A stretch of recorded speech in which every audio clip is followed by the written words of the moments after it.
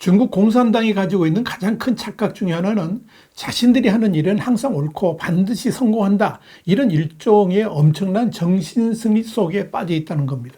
특히 시진핑 주석이 모든 말과 행동은 결코 오류가 없다. 이런 확고한 신념을 갖고 있습니다. 거기에다가 이들 중국 공산당과 시진핑의 모든 것을 감시하고 또 비판하는 언론들도 전혀 없습니다. 일부 학자들이 있긴 하지만 이 중국 공산당 귀에 거슬리는 말만 나오면 입을 틀어 막아버리니까 이견이 있을 리가 없습니다. 그래서 뭐든지 한번 방향을 정하면 어느 누구도 브레이크를 걸지 못합니다.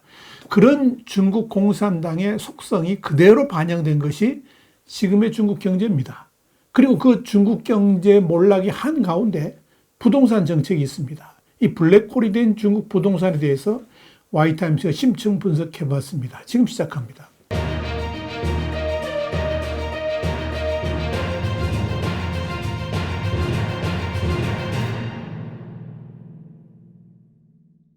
월시저널은 현지 시간 17일 중국이 부동산 시장 침체를 타개하고자 내놓은 부양책을 두고 중국 당국이 마침내 주택시장 문제 해소를 진지하게 다루기 시작했다. 이렇게 말하면서 다만 대책 규모와 자금 조달 방식을 고려할 때 대책이 충분한 효과를 낼지의 의문점이 남아있다. 이렇게 보도를 했습니다. 중국 당국이 그동안의 부동산 위기를 맞았으면서도 정면으로 이 문제를 해결하려고 하지 않고 다양한 꼼수 등으로 적당히 문제가 해결되기를 바랬지만 중국 GDP 25% 그리고 중국인의 자산 80% 정도가 묶여있는 이 부동산 문제 해결 없이 중국 경제 부양도 쉽지 않다는 것을 이제서야 깊이 깨닫고 진지하게 이 문제를 다루고 있다 하는 의미입니다. 그 일환으로 먼저 중국의 중앙은행인 인민은행은 생애 첫 주택과 두 번째 주택 구매자에게 적용해왔던 상업대출금리 하한선을 완전히 철폐했습니다. 그리고 지역별 자율금리 제도를 전국으로 확대하기로 했습니다. 중국은 이와 함께 수도 베이징을 포함한 1, 2선 도시의 주택 구매 자격을 완화하고 있는데 이는 14년여 동안에 이어져 왔던 주택 구매 제한을 대대적으로 완화하고 있음을 보여줍니다. 그동안 중국 부동산 시장은 헝다, 그러니까 에버그란데라든지 비구이안 이런 대형 부동산 개발 업체들도 부도 사태를 맞는 등 극심한 침체를 겪어왔습니다. 이런 중국 내 부동산 위기는 시진핑 주석의 주택은 투기용이 아니라 생활용이라 그러면서 강력한 투기 단속과 함께 주택 개발 회사들에 대해서 금융 지원 중단 등의 조치가 결국 종식될 가능성이 큰 것으로 시장은 받아들이고 있습니다. 물론 아직까지도 부동산 구매에 대한 다양한 규제 조치가 완전히 해소된 건 아닌데요.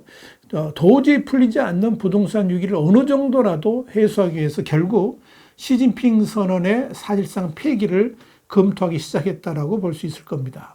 노무라 증권의 팅루 수석 이코노미스트도 이번 대책에 대해서 중국 주택의 위기의 끝을 알리는 신호다 이렇게 평가했습니다. 이런 부동산 관련 제재 조치들의 완화책이 발표되자 17일 중국 및 홍콩 증시에 상장된 주요 부동산 관련 기업들의 주가는 강세로 마감하는 등 시장도 환호를 했습니다. 결국 시진핑의 명령으로 경제가 좋아지고 건전해질 것이라고 믿었던 중국 공산당의 믿음과 고집이 무너지자 이 부동산 경기도 다시 숨을 쉬기 시작했다는 것을 말해주고 있는 것입니다.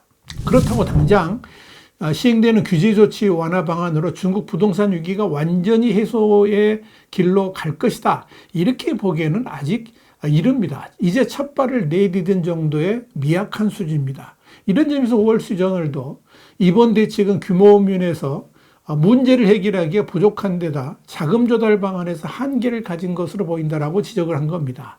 가장 우선적인 것은 중앙정부나 지방정부 모두 아직도 시진핑 주석이 명령한 부동산 정책에 대해서 계속 눈치를 보고 있다는 점입니다. 중국에서는 시진핑의 지시를 이행하지 아니하면 이는 곧 불충으로 받아들이기 때문에 명시적인 지시 없이 먼저 움직이지는 않습니다. 실제로 베이징, 상하이, 광저우, 선전, 항저우, 텐진, 시안, 하이난 등은 이 구매 제한 조치가 다소 완화됐지만 청두 같은 경우는 그 규제 완화 정도가 지나치다 싶을 정도로 혁명적입니다. 청두는 지난 4월 29일부터 주택 구매 시에 호적, 사회보장, 기타 조건 더 이상 검토하지 않겠다. 그런 선언을 했습니다. 그리고 구입 수에도 제한을 두지 않겠다. 이렇게 발표했습니다. 사실상 과거에 실시했던 대로 자유시장 경제체제로 상당히 많이 돌아갔다라고 볼 수 있습니다. 이렇게 제한을 완전히 푼 도시들은 주요 성시 중에서 22번째에 해당됩니다. 이들 도시들은 부동산 위기를 해결하는 데 있어서 그 첫 번째가 시장의 논리에 맞게 된다는 것이고, 특히 정부가 간섭을 덜 할수록 경제도 회복 속도가 빨라질 수 있다고 믿는 겁니다. 이는 시진핑이 지시하고는 사실 정반대의 길로 가는 거죠. 이런 부동산 규제 완화책에 대해서 증권일보는 지난 4월 28일 쉘 연구소 청도 지점의 수석 애널리스트 우첸 웬의 말을 인용해서 새로운 정책은 수요에 따른 재고 소진에 도움이 될 것이고 부동산 시장 회복 속도를 공고히 하고 주택 구매자들의 신뢰를 높일 수 있을 것이다. 이렇게 전망했습니다. 그런데 문제는 지방정부들이 이렇게 규제 완화를 한다고 해서 모든 문제가 해결되는 것이 아니라는 겁니다. 결국은 중앙정부, 특히 시진핑의 생각이 바뀌지 않고서는 결코 지금의 부동산 위기가 해결될 수는 없을 겁니다. 우선 제기되는 문제가 뭐냐면 이 부동산 경기 활성화를 위한 자금 지원입니다. 아무리 지방정부가 규제를 완화한다고 해도 결국 금융 시스템에서 이를 받쳐주지 아니하면 문제는 해결되지 않습니다. 이런 이유 때문에 앞서 중국 인민은행은 국유기업의 주택 구매를 지원하기 위해서 은행을 통해서 약 3천억 위안, 한 56조 원 규모의 자금을 공급할 예정이라고 밝힌 겁니다. 일단 너무나도 많은 미완성 또는 미분양 주택들을 공공기관이라든지 국유기업들이 매입을 해가지고 부동산 개발 회사와 건설 회사에 대한 압박을 완화시켜보자 하는 것인데요. 문제는 지금 정부가 구사하는 자금 투입 규모가 생각보다 크지 않다는 겁니다. 그러니까 한마디로 은발의 오줌 누기라는 건데 이는 실제적으로 효과보다는 생색내기로 가려다 보니까 불거지는 문제들일 것입니다. 노무라 증권에 따르면 중국 내 미완성 주택은 2천만에서 3천만 채에 달하고요. 이와 관련된 문제를 해결하는 데 필요한 정책 자금은 최소 4,400억 달러, 560조 원 정도로 추산했습니다. 이와 관련해서 월스트리트저널도 현금이 부족한 지방정부나 도시가 이번 대책이 필요한 자금을 어디서 조달할지에 관해서 명확한 내용이 드러나지 않은 점도 한계로 꼽힌다라고 지적을 한 겁니다.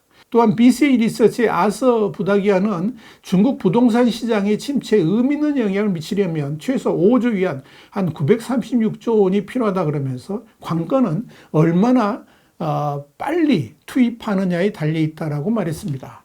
유니온 방카르 프루베의 카를로스 카사노바 수석 아시아 이코노미스트도 미판매 주택 매입이 단기간에 중국 부동산 시장의 회복으로 이어지지는 않을 것이라 그러면서 최악의 상황이 끝나고 주택 매매와 가격이 회복되고 있다고 가게를 설득해야 된다라고 말했습니다.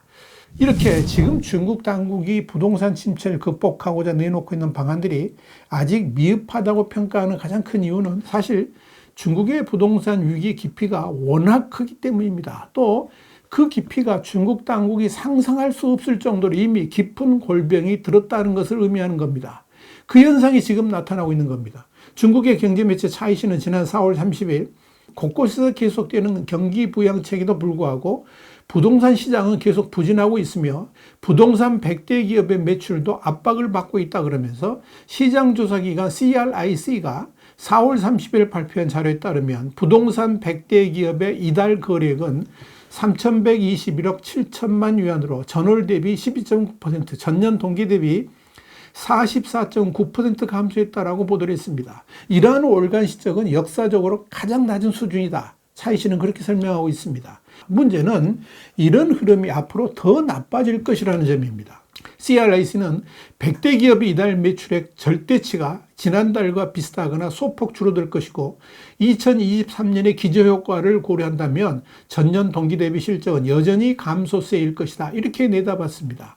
차이시는 2021년 하반기 부동산 시장이 하락세로 진입한 뒤에 각 지역에서 시장 부양 정책이 끊임없이 나왔고 일부 지역에서는 단기적인 회복이 있기도 했지만 모두 잠시 그쳤다 그러면서 전국 상업용 주택시장 매출은 지속 하락하고 있고 시장 바닥은 여전히 보이지 않는다라고 짚었습니다.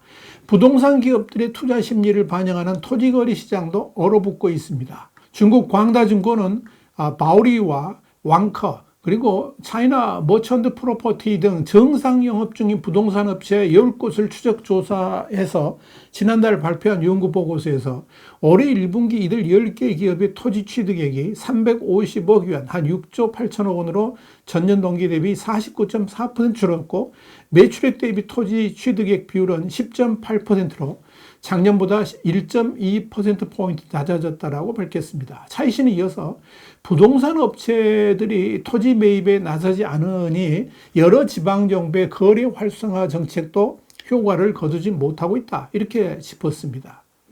이제 중국의 부동산 위기는 단순한 경제 문제가 아니고 중국의 명망을 좌우할 정도로 핵심적인 이슈가 됐습니다. 다시 말씀드려서 부동산 위기의 해결 없이는 중국의 미래도 없다는 것을 중국 공산당이 비로소 깨달았다는 의미입니다. 그래서 관례보다 반년 늦게 오는 7월 열릴 중국 공산당 제20기 중앙위원회 3차 전체, 이걸 삼중전회라고 하는데 여기서 부동산 대책이 집중적으로 다뤄질 것으로 예상됩니다. 지난달 30일 열린 중국 공산당 중앙정치국 회의는 삼중전회 소집을 결정하면서 부동산 시장 공급, 수요 관계의 새로운 변화와 양질의 주택에 대한 민중의 새로운 기대를 결합해서 주택 재고 소화, 주택 증가 최적화 정책 조치를 통합 연구해야 된다, 이렇게 요구를 했습니다.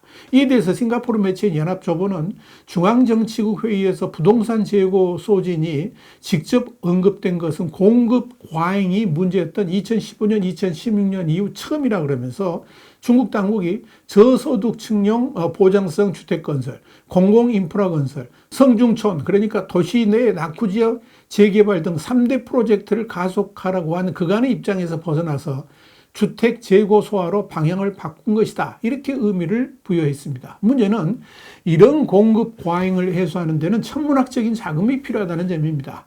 이와 관련해서 골드만삭스는 지난 10일 발표한 메모에서 작년 말 기준으로 토지와 건설 중인 프로젝트를 포함해서 약 4조 달러, 5,422조 원의 주택 재고가 있다 그러면서 이 중 약 45%는 완공되었거나 분양 준비가 완료된 주택이다, 이렇게 추산했습니다. 결국 자금을 투입해야 될 최우선 순위가 바로 이 부분인데요. 이를 해결해야만 부동산 개발업체들이 정상 운영으로 들어갈 수가 있는데, 여기에 소요되는 비용은 4천억에서 6천억 달러, 그러니까 542조에서 한 813조 3천억 원 정도라는 겁니다. 그런데 이 문제만 해결한다고 해서 끝나는 것이 아닙니다. 이런 주택 중에서 일부를 저렴한 주택으로 전환한다면 재고주택의 일부를 소화할 수 있지만 그것만으로는 충분하지 않을 것이라는 겁니다. 산 넘은 산이 또 있습니다.